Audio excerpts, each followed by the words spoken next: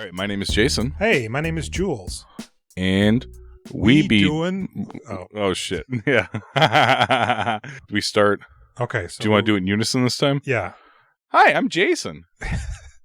Don't do that. Hey, I'm Jason. No, don't do that either. Hi, I'm Jason. Hey, I'm Jules. And we doing filmographies.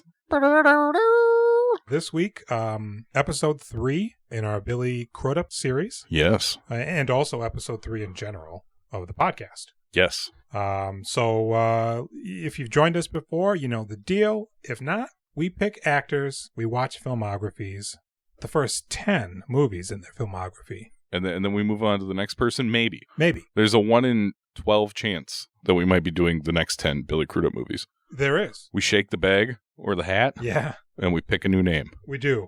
We are slaves to the hat. We will not tell you what else is in the hat. That's you don't a want to know what else is in the hat. So, this week, we are covering a lovely little film.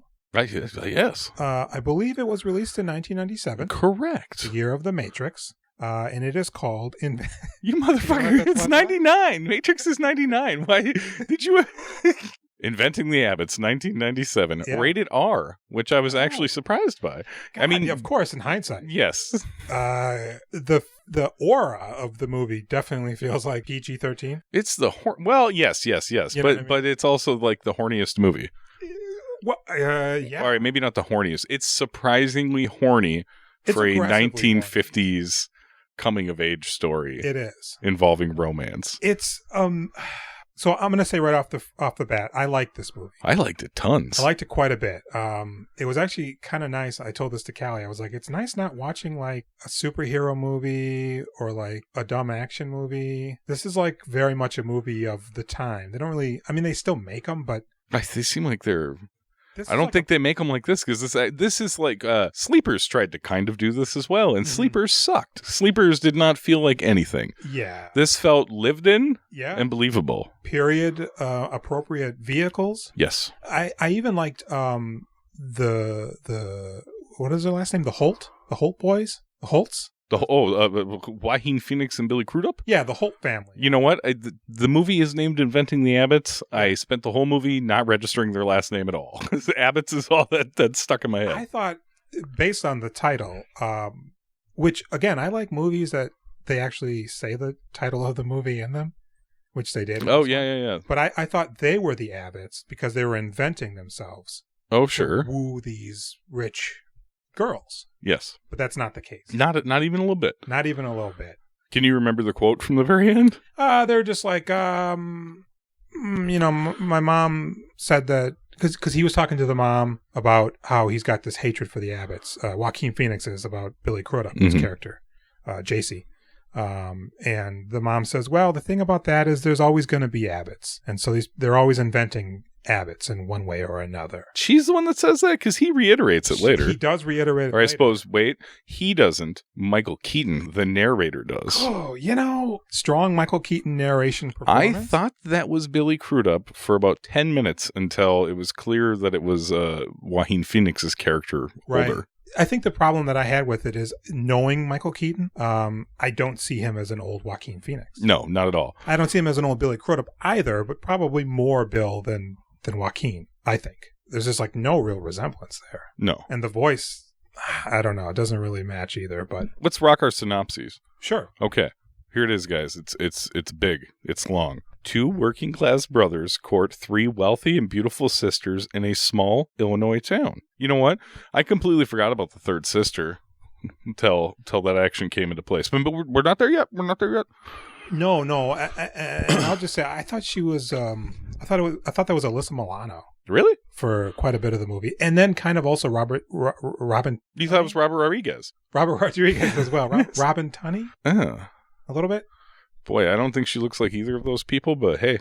What do you know? Yeah, what do I know? So we got the boys, the Holt boys. How old do you think the Holt boys are supposed to be when the movie starts? I was quite turned around about this. I think Billy Crudup is like 18 and Joaquin is 16, or maybe he's 18 and Joaquin is 17. I think it's 17, 16. Okay. Although pretty much every performance, at least in the beginning of the movie, they all felt like they were like 12. Really? Yeah, I thought it was like... I mean, the sideburns, when Joaquin is painting on Elvis sideburns in his bedroom prior to going to the Abbotts party. It very much felt like late 20-year-olds trying to be teenagers. Oh. I kind of thought at first, I'm like, is Liv Tyler's character, does she have like a learning disability or something? Is she a little bit slower? No, that's her thing. That was the imitation that I was going to do for you later. Oh. Where that's that weird like eye thing she does. She's Yeah, she even says to him, "Don't always look like your dog was run over." It's like, that's what you're doing. So for the movie, Joaquin in real life is 23, Liv Tyler's 20, Jennifer Connelly is 27, and our buddy Billy Crudup is 29. And this is, of course, these are the ages when the movie was released based on age math. Because I think this movie started filming in 95 because I guess Joaquin and Liv Tyler dated for 3 years from 95 to 98. That was on the IMDb trivia section. It's a pretty big budget. It seemed... Did you actually see numbers at all? I didn't see numbers. But I mean, you could pick a small town, and I think most of that stuff would be there. But the cars, the costumes... I mean, they had parties where everybody was dressed up that way. College campus. Yeah, I think the one thing that stuck out to me was that the Holt family, their car, was like from the 40s. Yes. You know what I mean? It's like this car has been driven for a while. And I thought that was a really nice touch. And that's not something you normally would see as much attention paid to on like a lower budget. That's a really good like point. A skyscraper budget, but I mean, you know. Yeah. They've got a solid cast. Oddly enough, up and comers, very young up and comers. Yeah, and Michael Keaton is actually uncredited. Yeah, I didn't know that until I was looking at the IMDb trivia. I was like, we should have more research for these movies. We should. Yeah, I did watch the credits just to verify. So there. He's not in there. Yeah, he's not. They don't list him. No. I wonder what the story is behind that. I wish one of us knew. Oh, I mean, I think it's probably a pay and a SAG thing, you know? Like maybe he's just doing a favor, did a day rate or something like that. Yeah, now, God, the director, what was his name? Vic O'Connor or something? Oh, Jesus, I didn't even look that up. Oh, gee. Pat O'Connor. Oh, yes, Vic O'Connor. He's a great director. That's his bro. Did he make anything else? He made like, I don't know, 12 other movies, but nothing that I had seen. No. You know, like real drama, kind of schmaltzy 90s, late 90s. I mean, that seems to kind of fit with this movie, which, again, we adored, but I don't think this did well. I don't think this is a movie that made any money. Well, didn't you say like the Rotten Tomato score is pretty low? Yeah, the Rotten Tomato. But I mean, that's surprising to me, though. I think that overall, I really enjoyed pretty much all of this movie. Yeah. Except there were a few moments where it almost felt like an 80s sitcom or TV show. Like when he's climbing out of the house. Oh, and the music that's playing. Oh, I didn't pay attention to the music, but I remember him climbing out and falling. There's a part where he's like, "Oh, my brother went to college, and then I'm not even sad." And they're showing like a bus driving away, and it just like hard fades out, like the end of the segment of the show going into a commercial or something. Oh. And then later when they're having their brother fight. Oh my God, that fight really upset me quite a bit. Oh yeah, what is this, like WWE? Well, I mean, you guys are breaking everything. Yeah. They go through a wall on the porch and they destroy the neighbor's property. So I don't know when this movie takes place. Like the rough year. It's somewhere in the 50s, I think. Yeah, well, because I think at the end when Joaquin goes to college, it's 1960. Okay. So I think it's very late 50s. So the picture opens. We're seeing the Abbotts. They're a well-known family in town, for one. They're kind of like the Joneses. Everybody's trying to keep up with the Abbotts, right? And they're known for having parties, lavish parties that everybody wants to attend. Yep, they pitch a tent on their tennis court, and everybody sees the tent, and they go, "Oh, there's a party coming up." And I don't remember what the occasion is at the beginning. Is it the? Now, wait, I'm sorry. Is Jennifer Connelly the middle or the oldest daughter? The middle sister, for sure. Okay, so the oldest one. I think she's getting married is the occasion for the first party. Is it? Does she not already have the baby? I don't know. I don't remember. I think whatever the occasion is. So, Billy Crudup, JC, Mm-hmm. and Joaquin Phoenix, Dougie. Hey, Doug. They're at the party, and Billy Crudup's dancing really close with Jennifer Connelly because they got sort of a thing going on. But then her rich suitor, meant to be boyfriend, butts in and Sure, probably somebody that the family has picked out, somebody more socially appropriate for her than one of the poor boys. Right, because then Bill sees her making out with this other guy on the veranda after the party, and he's just like, fuck love. Oh, yeah? Starts rapping. Damn. All of a sudden. But basically, JC's messing around with Jennifer Connelly, and the dad doesn't like it. No. Because first off, they're poor guys. But also their dad was actually friends with the Abbott father, Who's played by Will Patton, who I name dropped in the Sleepers episode. Incorrectly, it was somebody else. Yeah, and apparently, 10, 12 years before? Well, no, because the boy, Joaquin Phoenix, wasn't even born. Right, and Billy Crudup was 2. Yeah, so maybe 15 years prior, their dad made a bet with the Abbott father about whether or not he can drive his car across the frozen lake. And he makes it, but then when he's coming back, that's crashes when, through the ice and dies. Yep. So they grow up without a dad. And there are rumors circulating around town that we're not quite privy to yet. But it's clear that Billy Crudup's got a chip on his shoulder, and he's gunning for the Abbotts. He is. At least the dad, by way of fucking Jennifer Connelly. Well, I mean, I don't necessarily know that that's exactly what's happening. Because Jennifer Connelly is gorgeous. Billy Crudup's gorgeous. I feel like that's maybe just a fling. I mean, I don't know. I feel like they're kind of a couple. I don't necessarily know that that's like a vengeance fuck. Well, that's the things true. that come afterwards, for sure. Because he even says later on that, and this may have just been him venting and trying to be a tough guy, but that she was just with him to trigger her father. Yeah, that could. He said she was looking for a way out of wherever they are, and fucking with the poor boy was her ticket out. Anything to get out of that small town Illinois. And so, so Billy Crudup's got that going on with Jennifer Connelly. At the same time, Joaquin Phoenix's Doug is sort of into Liv Tyler. Liv Tyler is very into him. She's the little sister, the youngest of the Abbott clan. Is it Joaquin or Joaquin? I don't know. I don't either. I don't. Joker? Yeah, there we go. Call him Joker? Should that be the name? So yeah, the Liv Tyler, who I thought was quite possibly the MVP of this movie. Really? Quite possibly. Interesting. It's shaky at times, but God, that innocence that she exudes it's like authentic. Okay, so I agree with that. I think she's quite phenomenal in several scenes. But at the same time, Liv Tyler busts out that I'm a block of wood. She does that thing where she's extremely stiff, where there's just like nothing really happening in the face. Right. She goes Frankenstein. Yeah, she's completely dead. That's true. what they said about her in Armageddon, right? Everybody made fun of her for being a block of wood. That's true. And she walks like Frankenstein. And she kind of, that's true. I recant that statement. But otherwise, I think in a lot of it, she's very good. She's a strong pitch hitter. And that wood thing, that could be an acting move of hers. She might not be trying to be a block of wood. Whatever she's trying to convey, she's not getting across properly.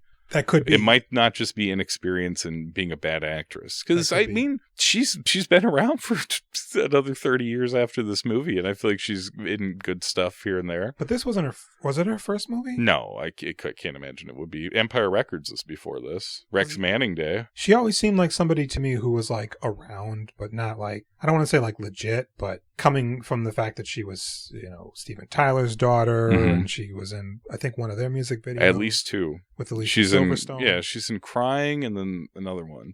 Yeah. Oh, no, I don't know. It's not Janie's Got a Gun. I was going to say that. I can't remember. Crazy. It's Crazy and Crying. Okay. Those 2. She's good. I think Joaquin Phoenix gets good. Well, I mean, is he even bad, or just the character he's playing is unsure?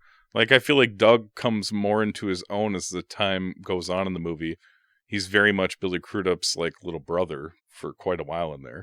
I think for me, Liv Tyler and Joaquin Phoenix are the ones that really seem like they're laying on the shtick harder than everybody else. Okay. You know, he's sort of like doing that "oh shucks" kind of boyish kind of. But I mean, that's the character, I suppose. And but it's the decade too, you know. You know, it's up to 11. It's up to 10. It's almost at 11 for me at least. But so we got the party. Then there's the third sister. Yeah, who we don't really spend a whole lot of time with. She seems like she's not really going to be in the movie. Her husband is Alessandro Nivolo. Yeah. It's his first film credit. Oh, is that right? And I wrote down in my little notepad, he sure never popped. He didn't. I was looking at his filmography, and he's got some notches on his belt, but nothing that even like a Frank Grillo. I feel like, is that his name's not Frank Grillo? It's Grillo? I hope so. I think it's Grillo. I think he's part of that Grillo Pickles family. No, and I feel like I've seen Nivolo in something in the last like 5 years where I was like, oh, he's kind of good. But yeah, he was in. He seemed like he was primed to be a star.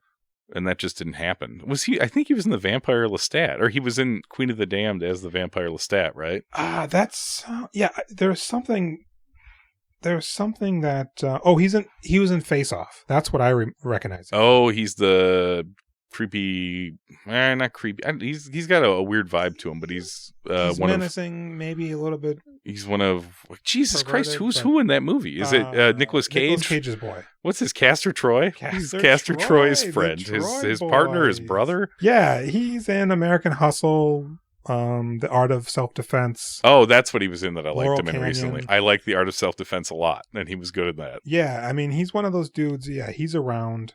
Jurassic Park 3, apparently. Woohoo. He was last in The Saints of Newark. Oh, and You Were Never Really Here, although I don't know what role he was in there. He seems like maybe he was like a handler or something in that. Yeah, probably a diddler. I was thinking maybe he was one of the people that forwards. Oh, he plays Governor Williams. Oh, yes. So he was a diddler. Yeah. Ooh, I love that. I love that movie a lot. You've seen that movie? Yeah. Boy. That movie's. I have a T-shirt with that's an outline of Joaquin and the girl. That one's a good one. Okay, so I guess their marriage, the older sister and I forget his character's name. I have no idea. The husband. Let's call him Freddie. He seems a little abusive, maybe. He seems. Well, I don't know. They're arguing, but I suppose they're just not on the same page. Not at all. Because God, it's kind of convoluted trying to keep track of it at first. Because Billy Crudup is with Jennifer Connelly. And the dad knows about it. We see Jennifer Connelly's left breast. Can I let you in on something here? Yeah. I'm down here in the basement watching the movie. Jenny's watching Housewives on the laptop with headphones. With you. And while I'm watching the movie, we're together. Yep. And I see the boob and the sex. More importantly, sex face with the boob. Right. She's making the I'm humping face. And I said, "Oh!" I said that out loud. Yeah. And then I sat there for a second, and then I rewound it. Oh. I rewound it. Yeah, because you see her pretty much from the cleavage up, kind of through, some menagerie. It's in the garage. Joaquin's going to get something to drink out of the fridge. Right. She's riding Billy. And she then, sure is. Yeah, the breast slowly comes into focus, and she makes eye contact with Joaquin. She's scandalous. She even says, "Hi, Doug." Hey, Doug. Right? Like, you want to get in on this? Maybe? It's not an invite, but I think she enjoys the power she has over him. She does. She's amused. Yeah, and then, of course, Billy Crudup, get the fuck out. Yeah.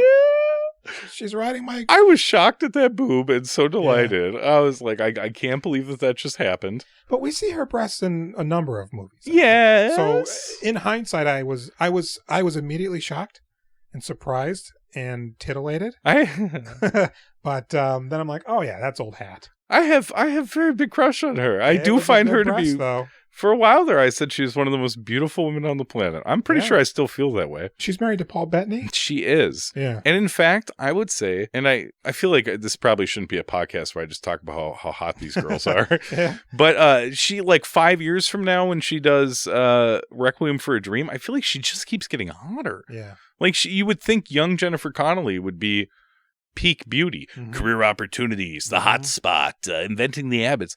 No, man. Requiem for a Dream on up. House of Sand and Fog. Yeah. She's gorgeous, crying a lot, but just like, yowza. Yeah. So Doug races out. Yeah. He's, little boy, I was sex. I can't handle this. And he's not really courting Liv Tyler. They have such a strange, There are times when I'm like, oh, she's really into him. But then there are times where I'm like, maybe she's not. No, I think she likes him. He's does. mean to her. And I think he can't quite wrap his head around like the Abbott angle, but also I think they used to hang out when they were little before, boners and horniness came into the mix. Yeah. Because of the barn.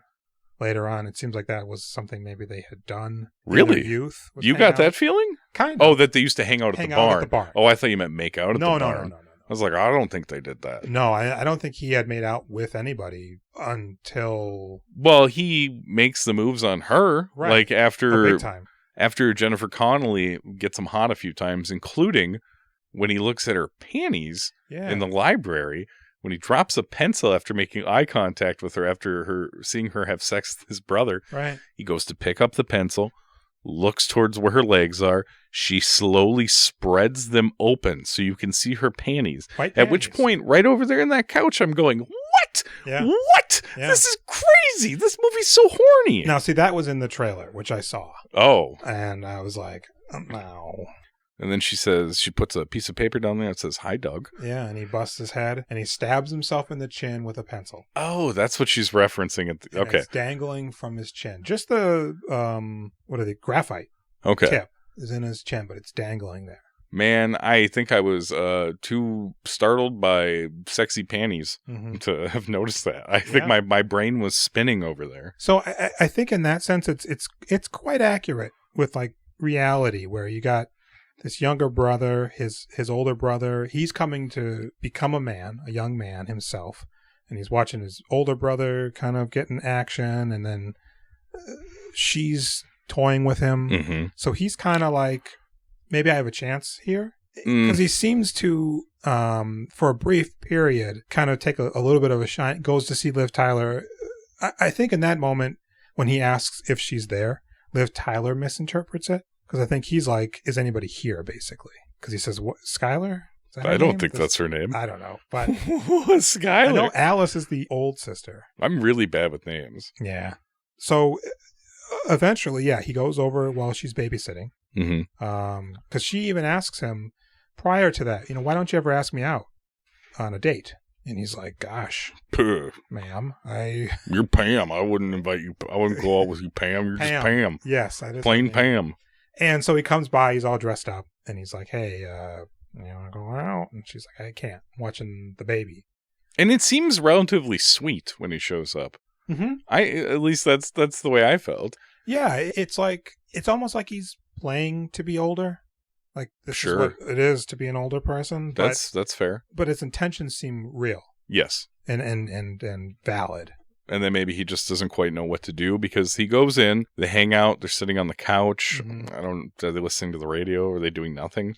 I don't know. Yeah, I don't know. They're drinking Cokes. Cokes? They're drinking. Are they eating? I think he's got a handful of pretzels or something. All right. So he sneaks up. He gets closer and closer and closer to her. They start kissing. Kissing's fine. He moves close, and then she moves a little bit to the edge of the couch. Yep. So he goes a little bit closer. Yeah, and then they kind of lock eyes, and it's a little soft kissing. And it's nice. It is very nice. This is nice, guys. Mm-hmm. And then what happens? Well, first he goes, just plunges his hand right down her top. From it, like a very strange angle, like directly down the top of her shirt, trying to touch a boob. And she's like, no, thanks. And then so they keep kissing. And then he's looking at the pictures of Jennifer Connelly. And then he tries to touch her vagina. Yeah, he goes right up the skirt. Oh my God. This is their first kiss. This is the 50s. I don't know what kids are doing nowadays, but boy, oh boy, that's a bold move. But also, that could very well be I've never been with anybody move. Yeah. And this is what you do, right? He's probably taking tips from his brother, either directly or watching him. Who's such a sleaze. He is a sleaze. He's the sleaziest boy ever. Boy. He looks so drug-addled later. It's that I've given that a lot of thought. We can dip into that. So they have that moment. Yep. She runs off. And then the parents come home, and poor Waheen, Doug, is stuck in the house, and he's trying to get away. And every room he sneaks into to get away, he stumbles into a new family member having a conversation/fight. Yep. Alessandro Nivola is fighting with his wife. Let me in. Just let me in. He's outside the door. Just let me in. And then Will Patton and his wife, the mama and papa Abbotts. Joan Abbott. What is there's a great fucking line where he says, why don't you take one of your pills and watch the Jack Parr show? Yes, exactly. Oh my goodness, the casual drug use of the late 50s. Now there was a brief moment where he makes his way into a bedroom, possibly the parents' bedroom. I don't know. And I had a flashback to a different movie that I thought was this movie. And I'm like, oh wait, did I see this? Is there going to be a point where he's hiding because he doesn't know how to get out?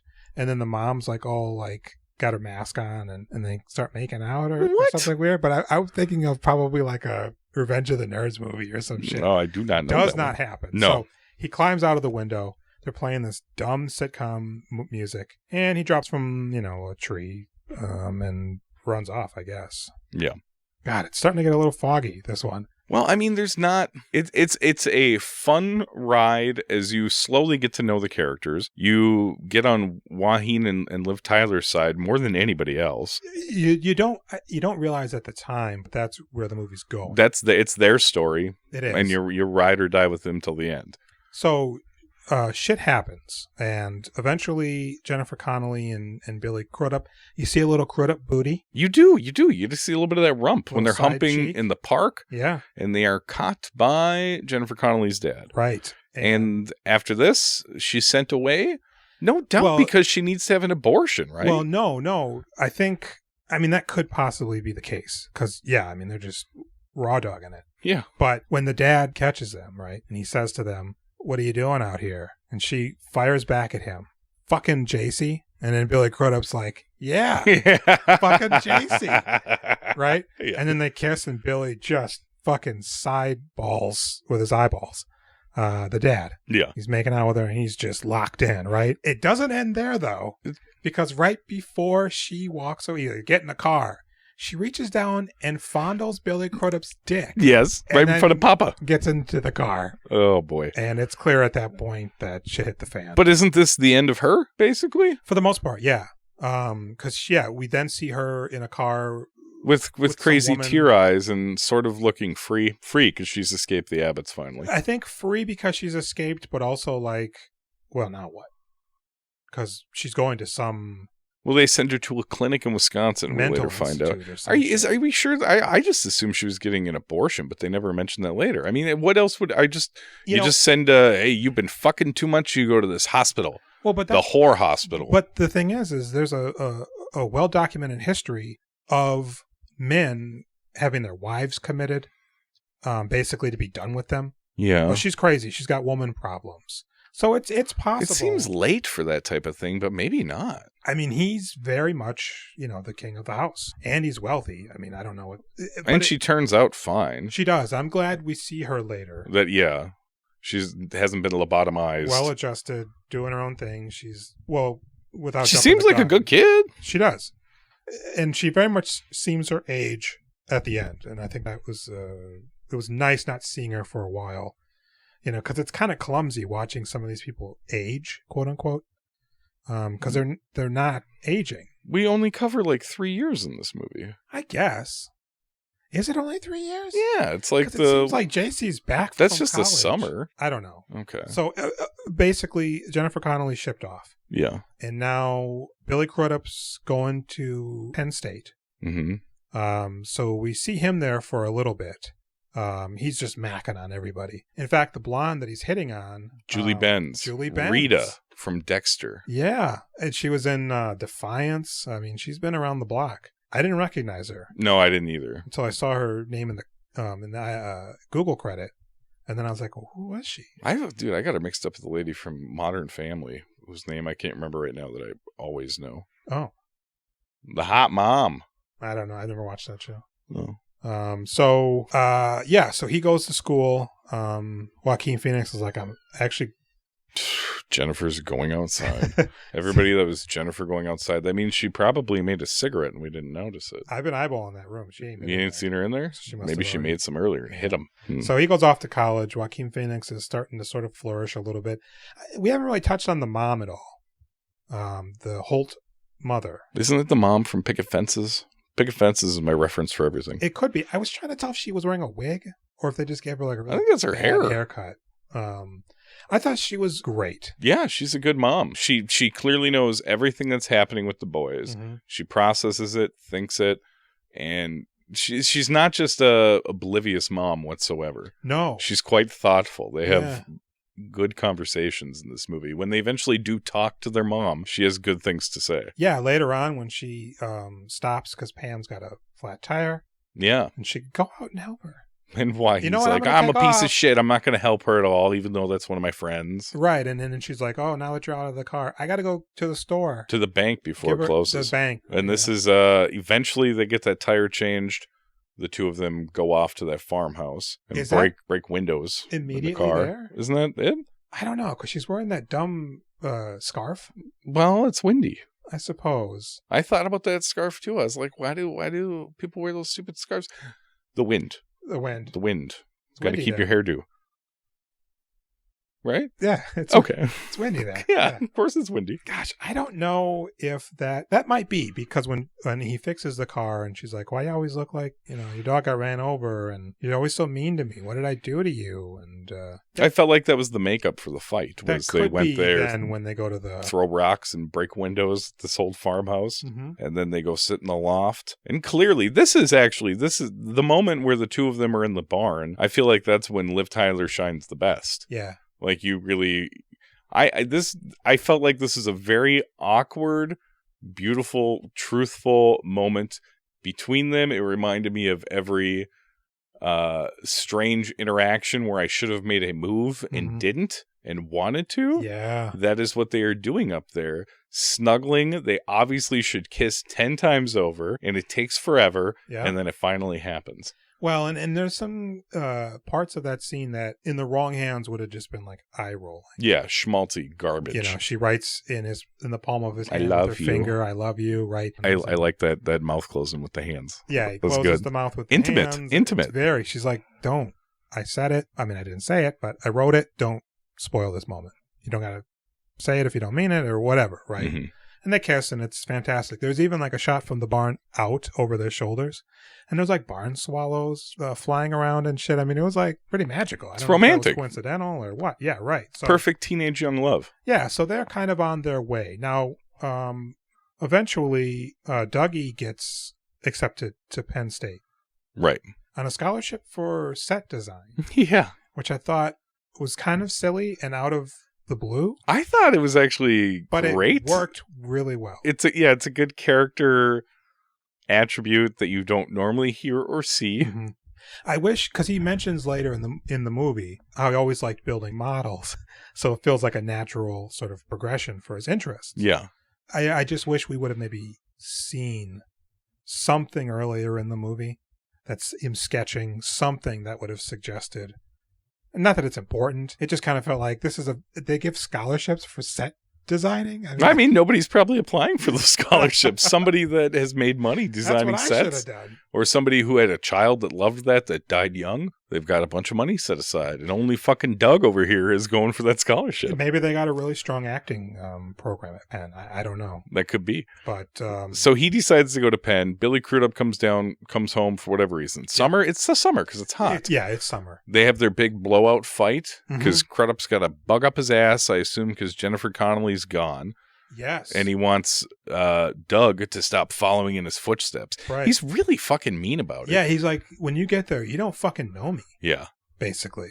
I don't want to fucking see you. And then they fight. Yeah. Like Looney Tunes. Well, because he whips him with a little bit of ice cream. Yeah, because he said such hateful shit to him. Right, and I thought that was like appropriate. That's fitting. You know what I mean? But then full-on brother brawl. And he if you're a wrestling fan, he spears him like Edge through the swing on their porch, just through the wood. Through the fucking wall, Maybe guys. Even breaks the railing. Then they're on the ground. Mm-hmm. They're running about. Chasing. Jumping over fences. We're in the neighbor's yard now. In fact, when he went over the fence, he kind of fell over. Yep, his foot stuck. It looked like his leg may have been like broken. It was like in a bad position. But Crudup pops his leg loose so he can come over and get him. You would think you'd grab that leg and start punching it, but no. And then they go fucking through a shed. The neighbor's shed. They completely destroy it. And the mom hoses them off. Good job, Mom. I think it's the heat. The heat is a big component. It's pre-air conditioning. It's the middle of the summer, I think. It's very hot. They've gone crazy. The horny boys have gone crazy. Yeah, Billy Crudup very much is progressively getting crazier and crazier. More erratic. Because eventually we get to the graduation, right? Yeah. Of Waheen and Liv Tyler, and Billy Crudup's hovering by the door, and he looks like a drug addict. His eyes are kind of bloodshot and a little fat and a little closed. He's sweaty. And then Alice, the oldest Abbott girl, walks by him with the baby. Well, so they're in pews watching the ceremony. Mm-hmm. The dad's on the end of the pew, and to his left is the daughter with the baby, and then to her left is the mom. And the baby starts fidgeting, and I think the dad literally says, take him outside. Because she gets up and walks out past Billy, who follows her up the stairs and then like kind of rushes in front of her to open up the door for her. And she's like, thanks, like. And this is the beginning of Billy laying the groundwork to fuck her. Right. And I think he is playing it as though he's addicted to the Abbotts. Yeah. That's what I think that weird look on his face is. Otherwise, he's got some personal problems that are, no, makeup would clear it up. The makeup team would make him not look like that. Yeah. This has got to be an intentional move. Like he's got to get another hit. Yes. Of that sweet Abbott pussy. Yes, because just a little bit later, is that when he says, hey, come to this picnic? Is that? No, he does that when they run into each other at the diner right after that. Exactly. She comes in for change. To pay for the meter. He's like, hey, why don't you come to this picnic on Sunday? And she's like, why would I? Yeah, what are you doing, Billy? I don't know if she's separated from her husband. Yeah, that's the word on the street is she's separated. Okay. But she's not divorced yet. No, and she's got this big-headed baby, right? Mm-hmm. So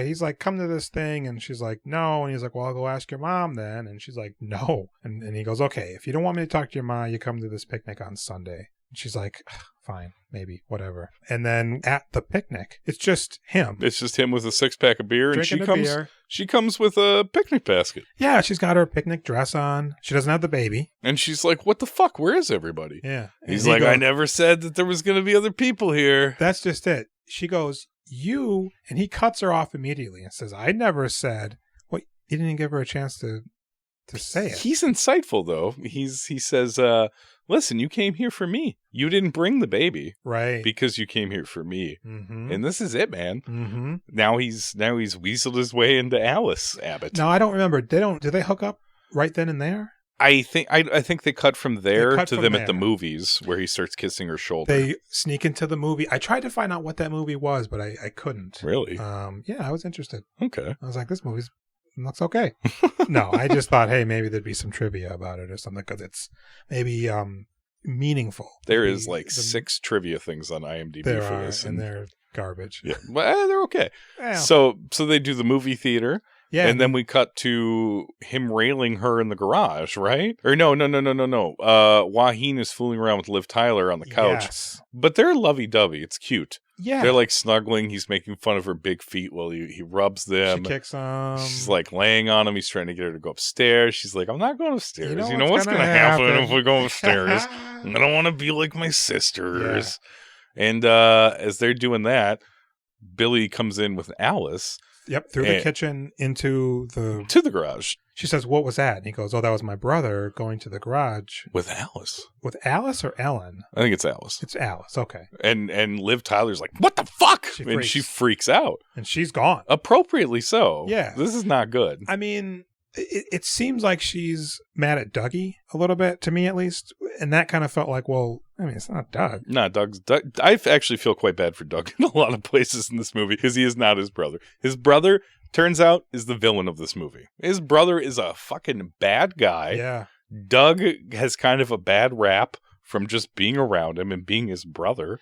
And he's really kind of a sweet kid that's a little confused. I'm sorry. At one point, I don't know if this already happened or if not, it's about to. But Dougie pulls into the garage where Billy Crudup works, and he's like, fill it up, and he's like, nice tie, and he's like, thanks, can I borrow it? Because he's already wearing it, and it's Billy's tie or whatever. He's going to the party. He's going to the party. It's her birthday. And he's like, what is your problem? And then he says, well, you don't know? Ma had an affair with Dad Abbott and sold some patent for a drawer for no money. Does it not seem like Billy Crudup is getting more information about what's really going on as the movie goes on? Like, it seems like Billy Crudup is somehow getting more information about what happened between Daddy Abbott and his mom and his dad, because he doesn't mention this stuff earlier. He doesn't, and it's hard to tell if it's just because he's becoming more erratic, that was always there, but now it's boiling over. And he's sick of his brother. Like, you don't know what's going on. You're a kid or whatever. But it's definitely apparent that he's listening to the gossip that's circulating around town without actually, it's gossip from 12 years ago, 15 years ago. So he and then Joaquin says, well, maybe she sold it for money. What money? Yeah. Because then you see that also it's the money and the lack of money. Maybe not even having money. It's just that other people have more than he does. Can we also touch on this? They are treated like the poor boys in this movie. Kind of. Are they? They are. It's 1950s and 60s poor. Yeah. So they have a nice house with probably 3-4 bedrooms in it. That car that they complain about, pretty decent car. It's not as fancy as the Coupe de Ville's running around, but it's a great car. And their mom is just she's a school teacher. School teacher, able to raise 2 kids, has a nice fucking house. They have a car. There's doing food, fine. There's beer. Yeah. She's allowing them to do their thing. It's this isn't how it is now in let's not even say what year it is. All right, it's 2027. And I guess it's also hard to tell the proximity of their house and the Abbotts. Like, I'm assuming the Abbotts live in a nicer, bigger house neighborhood, but jeez, I guess they don't show that. Their house isn't fucking their house isn't. No, their house. They are perfectly normal. The lawn's people. Manicured. Nobody around them seems to be like troublemakers. It's not the shitty part of town. It's a suburb in Illinois. Yeah. So it's like they're doing all right. So Billy Crudup tells him that stuff. He goes to the party with a little bit of that poison in his head. He does, yeah. And he wants to dance with Liv Tyler. He goes to dance with Liv Tyler. They have a nice little dance. They do. Some guy decides to cut in. Yeah. Joaquin Phoenix punches him in the fucking face. Because she's dancing with that guy when he shows up. And then she's like, excuse me, I'm going to go dance with Joaquin now. Yeah. And that guy's like, yeah, you know what? I'm going to cut in. Because I'm not even like doing it out of malice. I don't think the guy his intentions, I don't think were anything other than that. I mean, I kind of like her. Yeah. Let me dance with her. I don't know. I kind of got the feeling that Joaquin was supposed to be lesser than him. You got that feeling? Like maybe that's sort of where the punch came from. But yeah. And so, it's an awkward, embarrassing moment. moment. Cut in, and he goes, no. And then he touches Joaquin's shoulder or something. And boom, fires off and wallops him. Right in front of everybody. Daddy Abbott watching. He is. And he's always watching. And it always seems like he himself doesn't personally treat the boys. I mean, JC, obviously, because he's a fucking... Right. I mean, he's not mean to them when he sees them anywhere. He allows it's them into their parties and right. When you are being a fucker to him, he might tell you to knock it off. Right. But he really doesn't seem like a bad guy. No, and in fact, without knowing all of the finer details, getting the story from Billy about the affair and shit, I'm like, oh, is he like Joaquin's dad, maybe? Oh, I just thought it was kind of a bummer when I heard that. I mean, the basis of it was he felt so bad about their dad dying, he went and checked on their mom all the time, and then they started sleeping together. Right, because he made the bet. Yeah. Basically with the dad. Probably a drunken young boy bet. Yeah, it sounds like it seems like they were, in their 20s and just kind of getting on their feet. Yeah, and so he felt bad, and he just kept coming by. You could tell there doesn't seem to be a lot of love on his part directed towards his wife. No.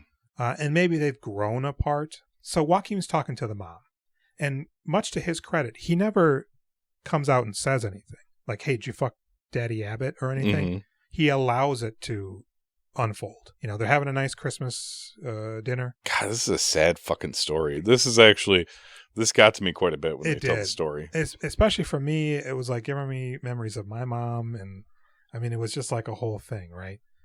And she's honestly a little heartbroken that JC didn't come home for Christmas. Mm-hmm. And so she's got a cough also. She's a little... Yep. It was great when mom's got that little cough at the midway point of the movie, a little past the midway. You're like, oh, mom's going to die. Yep. That's like, guy right here. What does it say? Mom has a cold. She going to die. That's right above that is such handsome boys. That's what I say. Yeah. That's what I say about Crudup and why such handsome boys. So Joaquin opens up the fridge and there's beer in there. And she bought it for him. Ma, you drinking beer? And she goes, no, I bought it for you. I know you drink beer. Right. She's so cool, man. She's a great mom. And God bless Joaquin because he does really seem to treasure her. Yeah. You know, JC, it's not that he doesn't, but he's definitely not forthcoming with affection. They explain that within the speech. She's like, look, after your dad died, I was 8 months pregnant with Joaquin. Mm-hmm. And Billy, JC is 2. Yeah. And she goes, I'm a single mom. I didn't have anything for him. Everything I had was for you. He got lost. Right? And, you know, being a lost kid, no dad. Obviously, rumors are starting to circulate that she's banging old man Abbott. Because he's coming over to visit all the time because he feels so bad about what happened. Right. And then she's confronted by Joan Abbott one day in the diner. And she's like, you fucking my man. And, you know, all of this. And she doesn't even get a chance to reply. The lady, storms out. She was gone before I got my breath, I think is what she said. And the rumor mill takes off, and that's it. Her standing in the town is gone. And Joaquin says, well, why would they relieve Joan Abbott? And she says... They always believe the Abbotts? Yeah, because she's an Abbott. Oh, she's an Abbott. I didn't have the quote ready for you. And so then you realize, okay, JC's doesn't have the story straight. No, but also he's been destroyed. That the things that happened to him when he was 2, probably for a while after that, man. Mm-hmm. Like, they went from having a normal family dynamic to, like, he's left in the cold. Right. That fucked him up. He's working at a garage. When in fact, earlier in the movie, when Jennifer Connelly bops over and he's mopping the floor, you can tell he looks up and recognizes and realizes that it's her, and he's just shrinks. He's got this mop in his hand. You know what I mean? It's like, you could tell he's not, this isn't how he wants anybody, let alone her, to see him. Yeah. And so... He's banging the older sister. I think we might be jumping around a little bit. Yeah, we are not coming at this directly for this whole thing. And he gets to the point where he says, I'm going to marry her. Because he seems to think he's legitimately in love with her. Mm-hmm. And she's like, no. And he's crazy-eyed. Yeah. He's full on, he's crazy-eyed now. Yeah, he is sweating. You know, he's probably itching. So he goes to drop her off. Parks his car, basically blocking their driveway. Yep. And runs after her. Mm-hmm. Loudly. And the dad comes out. Well, who are you talking to, Alice? And the look on her face when she turns around. She always looks quite distraught. Wow, it was powerful. And he vanishes into the bushes like Batman. Liv Tyler pops up. She's like, talking to me, Daddy. Talk inside. It's getting late. Yep. Apparently, doesn't notice the Holt car blocking their driveway. Maybe he did notice it, though. Maybe he did. And so then we see JC in the shadows. Yeah. And then basically it's at that point that she stops seeing him. Yeah, this relationship is now done. So Liv Tyler pulls up a couple days later. She's like, listen. She's at the boathouse. Okay. We forgot the part where she's like, Doug, I don't think we should see each other for a while. Oh, that's right. And Doug's like, whatever. Yeah, he's super hurt, but he's super callous. Says, okay. Goes back to doing his job. But at the same time, I'm like, I mean, good for you, Doug. These mind games are no good. Right. I had a girl pull that one time when I was a teenager. Get out of here with this. I don't think we should see each other's stuff. Yeah, let's talk about it. You want me to battle for you? Let's talk it through. Yeah. Right. If you need some space, that's fine, baby. Yeah. You know? This isn't Armageddon. So Liv Tyler pulls up. She's like, she's at the boathouse, JC. Oh, and he jumps into the car. Goes to her. Or he races over to this dilapidated old boathouse. Yeah, where the rich Abbotts keep their boats. I think that's where they were hanging out that night. The Abbott dad and their dad who died. Okay. That's where they were hanging out the night that the dad drove on the lake. I kind of got the impression that it's like maybe like an old boat launch for something. that's now just derelict, and that's where the kids go to make out. Or I guess we didn't see a boat in there. there wasn't a boat in there, and it Where's the looked boat? very rusty. The doors aren't locked. He just walks in. Nobody locks things back then. It's I the guess. country, too. So he goes in, and who does he find? Finds Papa Abbott. I'm Papa Abbott, he says. Right? Like, He says that. He says, I'm Papa Abbott. and he's got a shirt on that says it, too, which is very bizarre. But, Says, stop putting your poor boy dick in my daughters. well, he says that at the house. Oh, does he? Yeah, okay. He's during like, the fight. where's my wife to be? And he's like, dude, No. stop tripping. You can't fuck your way into the family. I know a little something about fucking my way into He riches. storms out in a delusional huff and races over there. Alice! Breaks into the house. Alice! Where you at? And then the dad is just like there immediately. And he goes, well, I don't know. Does Alice say anything? No, she just has those cry eyes. She's The in a mom comes robe looking down there. And yeah, the mom comes down and the dad's like, call the cops. And she goes to do that. And then he's like, you're done, dude. Keep your poor boy dick out of my daughters. I thought that line was fucking classic. Because he even says in the boathouse, I know you. I know you better than you know me. Right? You think you can screw your way into a wealthy family. I know a little something about that. Right. Because I guess that's what he did. That is, yeah, they mentioned that earlier in the movie. He slept his way into the fortune with the... Right, because the with Joan. wife was relatively wealthy, her Yeah. family, and then he probably... Because then he got the patent and started making his own money or something. He saved the company with the patent. Right, and then probably took it over. Yeah. So then that's over. Does he give up? He just leaves. He Crudup leaves. leaves. Yeah, he does. Because the mom's like, dude, right? She's like, there's a couple of different kinds of love. There's those people that you love for now, but then there's those people that you love forever or something. And he's like, fuck it. I'm leaving. I can't wait to get out of this house, this fucking town or something. And the mom's like, it hurts, but all right. You know, and he's taking shirts off of hangers, throwing them into a suitcase, and then he leaves. And so then Joaquin goes back to college. Yeah, I think this is all just kind of the dwindle down to Joaquin leaving town also. Mm-hmm. And then we see him a little bit into school. It feels like a significant amount of time passed to me because he's wearing like a sport coat and everything, but it probably was just a couple of months. Yeah, I mean, it could just be like the second semester. And You know, he's reinventing himself. Mhm. He's getting his footing away He's from... himself. He's He's his own person. He's no longer Yeah, the he's little blossomed. Abbott, the little Holt brother. And he runs into Liv Tyler, who's going to Bryn Mawr, which is close. Apparently, yeah. She comes down here to use his library at his school, and shortly before they run into each other, he mentions in the voiceover that not a day goes by that he doesn't think of her. Yep. And God damn, is it exciting for him when he sees her there? Yeah. And she looks great. She does. She looks like Velma from Scooby-Doo. Sure. She's got her brunette bob cut and like an orange turtleneck sweater or some shit on. She looks great. And he's like, hey, you want to get something to eat? And she's like, No. no. And he plays it cool. He's like, oh, okay. I mean, you know. She's like, I mean, not like indefinitely. Like another time, okay? I mean it. And he's like, I'm at Reed Hall. Just call me. And then, is it that same night? I think it is. He's studying. I'm like, hey, somebody, you got a visitor. Mm-hmm. It's like, who's going to be the visitor? His brother? Yeah. Was his mom dead? I thought it was the brother. I thought it was something's going on. But then he's like, hey, who's here? And the guy gestures across the room, and he turns around and looks, and there's a girl. You can't see her face. She's kind of slumped.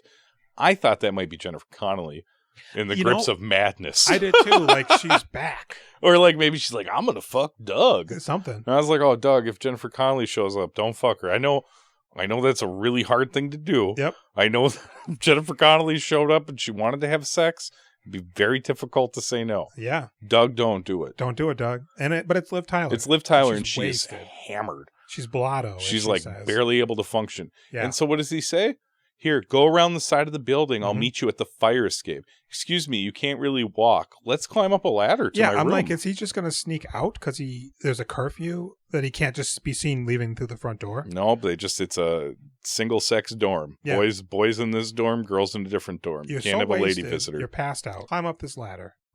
We're going to my room. So he takes her up. She pukes, and he's washing her clothes. Yeah, it just cuts to him washing her clothes, diligently Dutifully. putting them over the The radiator. heater. Yep. It's nice. It's very nice. And he sleeps on the floor. He does. And when he Right? gets up, you're She's thinking, she's gone. And I Yeah. bet you he was thinking, great, we can talk. Maybe we'll go Yeah. for breakfast. That's what I was expecting. She's embarrassed, but no, she's gone. She has fled. Yeah. And he doesn't know how to, I mean, he could probably maybe try to find her, but effectively, she's gone.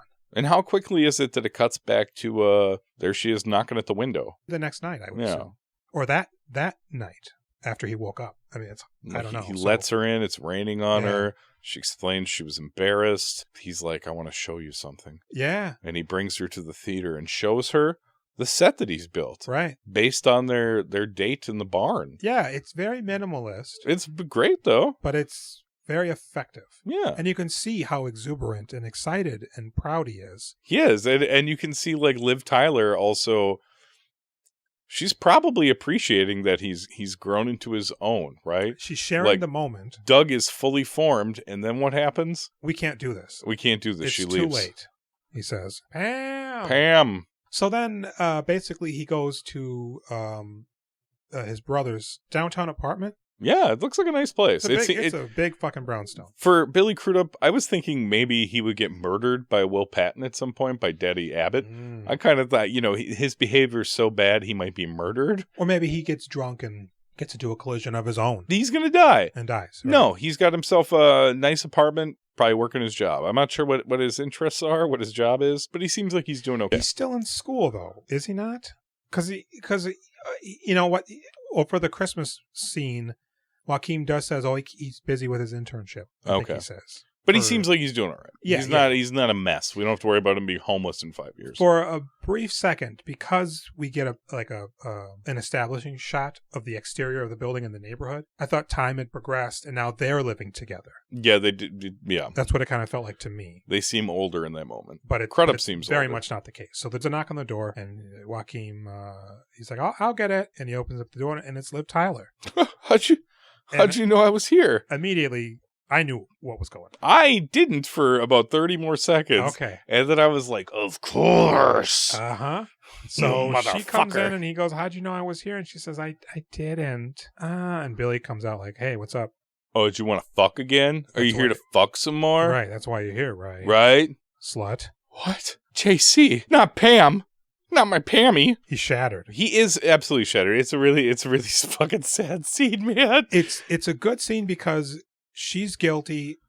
He's just shattered. And you could tell Billy Crudup, I guess to his credit, he really didn't know Joaquin had strong emotions. No, but maybe that's because he's not paying attention. So I mean, he's like, dude, I have to fuck all 3 of the daughters. Yeah. That's been what I've been doing. I fucked 2 of them. You didn't think I was going to fuck the 3rd? So Joaquin runs out and... Pam calls JC a bastard. And then we see Joaquin weeping by at the tree. Yes, sitting under the tree. I thought she was going to come up. Nope. No. He's just doing some crying. Yeah, and so... We did skip a moment. There, at some point, we do see his mom, Doug and JC's mom, teaching and having a little bit of a hard time. Right. And then leaving the classroom. Some kids are being disruptive. She snaps. Yep. Y'all motherfuckers get in your seat. She just starts hitting them with rulers. And no, she's nice about it. She leaves to the hallway. Yeah. She looks exhausted. She does. I think she does that maneuver where she like rests her hand on her stomach. Just like, And then we go back. We're back at college. Doug is setting up the lights in the auditorium. No. Before that, he returns to the dorm, and Billy Crudup reveals himself. He was hiding behind a pillar in the hallway. Oh, yes, Dougie, yes. I didn't know. He says, I didn't know you liked this girl. I mean, this is what I. You know what I do. This is what I do. Dougie, I'm a monster. I fuck Abbotts. I got evil in me. I got to spread it. You're surprised? But why Pam, brother? And he clocks him. He punches him good. Lays him out. Busts his head open. Yeah. And he's like, and he goes to his room. He storms off to his bedroom. So, I guess, and we also skip that, God, what the fuck happens here? I'm getting a little bit lost. So, do you know? Because I'm picturing it goes from the fight to him hanging the lights. But no, he looks for Pam in between. Does he realize Pam's actually the one and it doesn't matter? How does that come about? Does he look for her? I mean, I know he says he does. Maybe the mom thing happens after the fight because there is something that breaks it up, but I don't recall what it is. I think there's a Michael Keaton voiceover where he's like, I tried finding her. I even called home to talk to mom to ask if she had come back to Haley, I think is the name of the town. Mm-hmm. So the mom's alive at that point. And then basically then is maybe when we see the mom in the school to foreshadow that shit's not good. It's not fun. And then we cut to Joaquin Phoenix hanging the lights in the stage. Here comes Billy. He looks a little better. He's a little clear-headed. Because, you know what? He even says something like, our mom did all these things for us, and typical fashion, she even brings us together again. Mom's dead. She's dead. Yeah. Something's wrong with Ma, he says. And she's dead. And then they're back at the house. They do the funeral thing. The dad's Mr. Abbott. He's, Well, there. we skipped before he gets there. He flies to go to the funeral, and he runs into Jennifer Connelly, right? Who's now doing fine. She's a stewardess. She's doing good. I was confused because I thought maybe they'd be traveling together. Yeah, I suppose but they that weren't. makes a lot of sense. Maybe they just weren't there yet. But Doug's looking real sad. At the airport, and we see a stewardess walking by in her Pan Am gear, and she's like, "Hey, Dougie," and it's fucking Jennifer Connelly, and she looks good.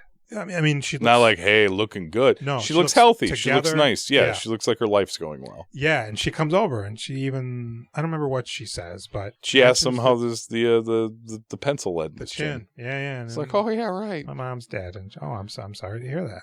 Where's Pam? Yeah, she gets up to leave. And I don't know where Pam is. You're right. He said, "Have you seen Pam?" And she goes, "No." So she gets up. She's like, "I gotta go. Tell her that I love her. Tell her that I love her. It's important." Then he goes back for the funeral. And then he goes back. And then they're kind of, going through her stuff. And I'm just like having Vietnam flashbacks. Oh, I bet, man. You know what I mean? And it's sad. It's very sad. And then eventually the brothers, he's like, "Hey, let's go get something to eat." And Billy's like, "Oh, okay." Because now he's like the weak little brother. Well, because Waheen's all he's got left. Right. That's it. And he's done him dirty. Yeah. Inadvertently to some extent, but it's probably because of his sort of manic desire or need to fuck these Abbotts that he's oblivious to the fact that something's going on between them. Yes. Because they met at a party one night, drunk. Yeah, that was the whole thing. Apartment, and then he bangs on her. And he's like, "I made her feel bad." Yeah. What did he make her feel bad? I made her feel bad about Alice. Like it was her fault, and that's how I fucked her. Yes, yeah. Well, wasn't that the speech? Maybe that was the speech when he comes to visit him at the door and gets punched. He's basically trying. I think he's trying to say it's not her fault. Yeah, I'm a cunt, and I really did some fucking foul shit here. And then the diner is the revelation that, listen, man, Dad gave him the patent for a shitty car. Yeah. Or no, a convertible, a nice convertible. It was a shitty secondhand convertible. And Waheen's like, "Where's this convertible?" And Billy Crudup's like, "It's at the bottom of the lake." He parked it at the bottom of the lake. That's the car. That's the car he drove across the lake. Yep, but Michael Keaton even says, even the knowledge of what actually happened wasn't enough to free him from his issues. He just, it shifted the focus. It was too much. So, fucking Joaquin bails. He's like, "I'm out." Well, he's got to go see Daddy Abbott. Yeah, which exactly is right. He has a real hostile energy actually when he goes there because there's another party. Yeah, going on. And I need to talk to you. Yeah, it's very confrontational. Why? Well, I would think that you would want to be nice to him. Well, the way he was acting, I thought he was going to be like, "Why didn't you help my mom? Why didn't you clear the air? Why did you let this all happen?" Because he's like real pissed. But that's not it at all. And the dad goes, "Hey, you want to smoke?" "No." "Sit down." "I don't feel like sitting." "So then fucking stand." And he's like, "I loved your mom. And you get the impression that that was genuine, and quite possibly that those romantic feelings were there, but they were unrequited. Do you say unrequited or unrequited? Unrequited. Yeah, right. Who says unrequited? Fucking Brandon Walsh on an episode of 90210. Well, incorrect. But anyway, so I mean, it kind of felt like maybe it wasn't romance. Maybe it was just a strong bond shifting from his love of his friend to his widow in a bad situation. Yeah, it's too bad that soured, that his wife fucked that up. But I mean, anyways, not only that, but that he then and maybe he was helping them all the time, and they never touched on it. Yeah, it could be right. Maybe he had some funds. He was for sure. Who knows? But yeah, so he's like, "Where's Pam? I want to find Pam, and you're going to tell me where she is." And he looks at him. He squares him up. And we cut to Pam's a dressmaker. She's seamstress. She's doing that dress in the window. You think that's Chicago? I don't know. It could be. It seems like a city, but I don't know. They don't really ever say. But so she's fled. This is where she's fled to, this city. Yeah. He slowly walks up to that window. Mm-hmm. It's nice because she catches a glance of something. You can tell, but she just doesn't pay attention to it. Goes back under the dress and then peeks her head out like, wait, what is going on? And then she stares at him like a block of wood. Yeah. She is a block of wood through this whole scene, but he writes, I love you, just like she did on his hand on the window. Because it's a foggy window. And he's smart. He does it backwards so she can read it properly on her side. He does. But the funny thing is, and this is one of the trivia facts, is the condensation wouldn't be on the outside. That's a really good point, man. It would be on the inside. So although he does have the foresight to very legibly, neatly write "I love you" backwards, and not even just the letter U, he goes full Y-O-U. Apparently, that wouldn't be the case. And she comes out, and she's like, "It's too late for us." He's like, "No, I fucked your bro." It's like, how are we ever going to start over? He's like, "We are." Yeah, and then they kiss. Yep, and then they cut to the voiceover of No, I'm sorry. Oh, they kiss and walk off, leaving the store unlocked. Yeah, I actually wondered that too. Like, Lights is she just on. one of the people there? What time of day is it? Because it's closed. nighttime. It seems like it's 8 o'clock, She 9 unlocks o'clock. the door. Yeah, she unlocks the door. It says closed in the window. Why is she there so late? Is it her shop? This doesn't make sense. It doesn't. So they, And the voiceover tells us that away. very soon they'll be married. 2 years later, they're married to each other, right? Yeah. Is that the end of the movie? Yeah. Yeah. That's the end of the movie. Because the inventing the Abbott line, the voiceover occurs when he's going to the party to talk to the dad. Yeah. Where he says, I guess everybody is inventing the Abbotts or some such hogwash. I don't know. But so, yeah, then it ends. And there's a dumb song. And the credits God, I don't even notice the music that is you're hostile towards. I'm not even noticing. Yeah. I almost cried several times towards the end of it. I bought into Joaquin and Liv's relationship hook, line, and sinker by the end. I was really rooting for them. I really wanted them to get back together. I thought maybe they should be able to get past this sex situation. I was really, really pulling for those two. And I was so happy when they finally got together and got over that. Yeah, you told me going in that you liked it. Yeah. I mean, not like instantly, but like I felt like it was a grower. I felt like every 5 minutes I was 1% more into it. Because by the end, sold. When it started, first off, this marks a turning point in our filmography dissection because Billy Crudup is in this movie a fuck ton. Yeah, he's an actor now. He's not just they're not just testing the waters with him. At first, it seems like, and especially from the trailer, it seems like he is in fact the lead. But that's not the case. Slowly, it becomes Joaquin's movie, who at times, when he's doing the sideburns, I'm like, oh, he's got a real Val Kilmer thing going on there. But then later in the movie, I think when they're having like a row together, his hair's a little disheveled. I was like, I didn't see it up until that point, but I was like, damn, those guys actually kind of look like they could be brothers. Dude, in the very first scene of the movie, when he's like checking the mail or walking down the street, or he's taking out the garbage, I think. Yeah. Joaquin is. And I'm like, is that Billy? I couldn't tell which one it was. I couldn't tell if it was Billy Crudup or Joaquin Phoenix. I think they look fucking a lot like brothers. I was wildly impressed. Yeah, I mean Jennifer Connelly and Liv Tyler and dark hair. I mean they could. I don't not buy it because brothers and sisters don't always look the same. There's not enough screen time of any of them together to form a conclusion. Which is great because they have those production stills. I sent you the stills, right? Those two pictures I like. They're fantastic pictures of them together in a car, but they never have a scene together. They look great. Yeah. They're beautiful young people. They look happy. I think the poster is even something similar to that. They're like, I think they're like laying down in a car as a group as opposed to, they should have just used those publicity shots. They're slick. They're hip. If they would have just had those publicity shots on loop, while the dialogue and audio was playing for the entire... No. I grew into this movie. Yeah. It was late at night. I'm trying to get it done. And I'm like, well, you said you liked it. I mean, nothing about it suggests that I won't like it. Yeah. And in fact, I was quite taken by it. The second half, man, all the track they laid down in that first part of the movie, second half, it all pays out. You're just like, you want to know what's going to happen next. Now, you said this is based on... some short stories? Apparently. A collection of them? A collection of 11 short stories by Susan something or other. And that book came out in 97. So I assume that they were in periodicals. They were in something. These stories were Reader individually Digest. published somewhere. Sure. Penthouse Forum. Probably Penthouse, perhaps Playgirl. Yeah. Something along those lines. Yep.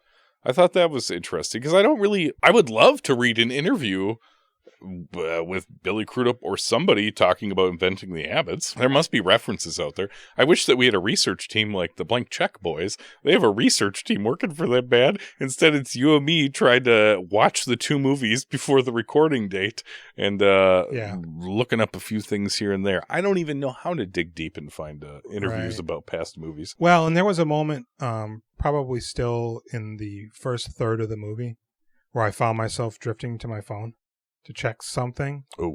And then I was like, watch out. That's the devil's danger right there. You start looking at that phone, you can't stop.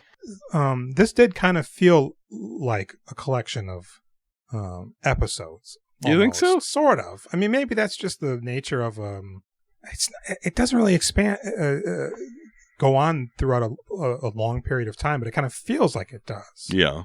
But no, yeah, I thought by and large, except for, a couple of moments with the music, and Liv Tyler did kind of go a little Frankenstein at times. Mm-hmm. I thought Jennifer Connelly was great. She, was sassy. Sexy. Very sexy. Very alluring. Yeah. The dad was good too. He didn't fly off the handle. No. He wasn't menacing. He was strong.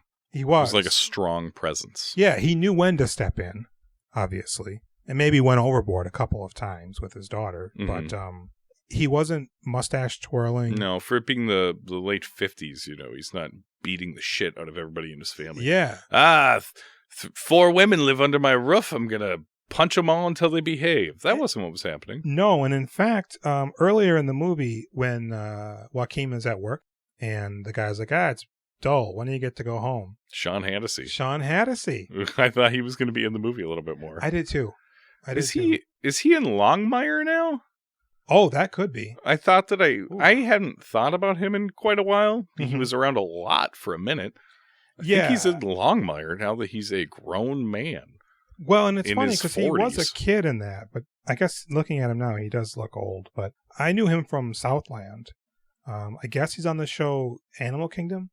Oh, really? The American one. Yeah, I think there's actually quite a few of those. It's an American show based on an Australian movie. The Alice is in Animal Kingdom, too. Oh, is that because right? I was looking her up, and she really isn't in much that I've seen, but I believe Animal Kingdom is one of her credits. He was also in The Faculty.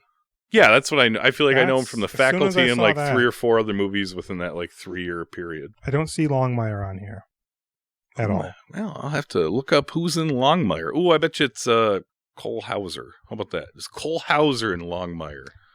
Julian is Cole Hauser, son of Wings Hauser in Longmire. He was in Pitch. No, he's in Yellowstone. Oh. All right, same thing. The other same thing. Okay. Old people shows. Is that with Kevin Costner? Yeah, I think so. Yeah, it's on Paramount. I haven't seen it. I got a spinoff, 1883 or 7 now. No, I like this movie a lot. I also, while I was watching it, I was thinking about the 50s and how fucking boring they looked. And how great it looked to be bored like that, drinking beer on the side of the road. Yeah. Everything seemed so connected back then. I know the 50s is a sea of problems. Right. We don't want it to be the 50s again. But that small towniness seems appealing, where everything you need is in that stupid little town. Now, all those shops are bankrupt. Back then, everything you need is right down Main Street. Mm-hmm. Your friends are in the area. You never leave the zone. Everything you need in your life is right there. I don't think there were any minorities in the movie. No. It was nice to see that they didn't just have a black maid or something. Right. But no, yeah, it very relaxed. It wasn't rushed. 2 of the 3 producers, Ron Howard and Brian Glazer. Glazer or Grazer? Grazer? I want to say Grazer. You say Glazer. You Maybe say Grazer. John Glazer.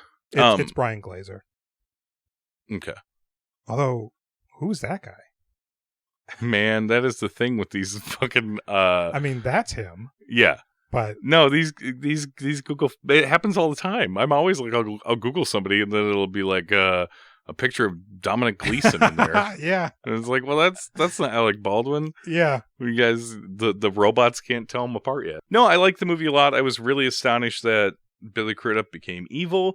Mm-hmm. I was so surprised that he was such a piece of shit because they seemed like kind of a team in the beginning, an older brother, little brother team, which was nice. Well, and so the trailer has a very whimsical, almost rom-com kind of feel. I wasn't expecting it to get, I guess, as dark as it did. Yeah. Yeah, he's got some real problems, and he's a real fucking prick, got man. some real problems. I mean, you know what, man? Devoid of love from age 2 to like 5 or 6. Who knows how long it was? Right. That'll fucking warp you. Yeah. That'll destroy. That'll set you on a path that you'll never recover from without intense therapy. And therapy's for queers back then, so nobody's getting that. Cut that out. Cut that part out. Yeah. So another first for the series is I would actually recommend this. Yeah. I think. I don't know who I'd recommend it to. It wouldn't be anybody, but no, I would share this recommendation. People are like, early Crudup. What do you? Nobody's gonna ask us that nobody's question. gonna ask. Yeah. No, it was a good movie. I appreciated it. I liked the cast. It was weird looking up the ages and realizing how old everybody is and how long ago this movie took place. Mm-hmm.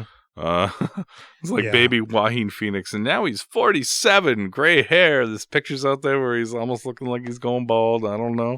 Well, and it's weird because nobody really in this movie ever becomes the age that they actually are at the time that they're filming it.